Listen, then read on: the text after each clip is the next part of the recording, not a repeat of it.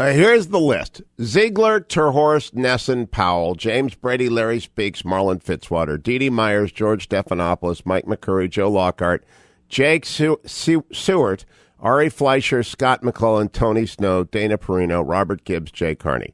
Until today, in fact, the last week, I was pretty certain Scott McClellan was the worst press secretary on the list. I think Jay Carney has now hit the bottom. What do you make of the last 2 days? I mean, it's look, I'm a reporter, and what I do is the opposite of what press secretaries do quite often. Their job is to paint somebody in the most flattering light, regardless of what the truth is, and my job is to head right for the truth. And, I think that to me, what bothers me most about these Benghazi emails, the newly released ones, is that they should have been released a year ago when the White House did that document, when they released 100 pages of them. Jake, hold that thought. I'll be right back. Jake, when we went to break, we were talking about Jay Carney. And I mean, he's just, if I was a Doonesbury guy, I could have pulled up the liar, liar, liar Doonesbury clip today and pointed out he's just lying, and it's horrible. They have an interpretation of events that does not fit with what I think happened. But, calling somebody a liar is, that's not normally the kind of language I use.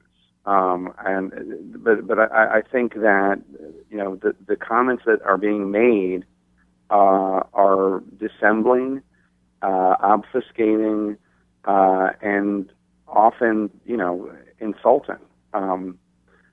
So, I don't disagree with those who don't care for what's going on at the press conferences. I think that, when it comes to these emails, look, one of the documents in the emails that was just released was a story that I wrote for abcnews.com, and I did on the air as well, in September of 2012, saying that there were people in the administration who didn't understand and questioned when the White House was so aggressively blaming the Benghazi attacks on the video.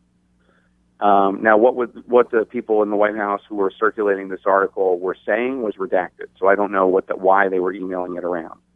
But that's been my position, my judgment, the information I had from from close to the very beginning of this affair, is that intelligence and diplomatic officials on the ground did not understand why the White House was so aggressively leaning into the idea that this was all because of a video and it was a spontaneous attack by demonstrators and not a terrorist attack.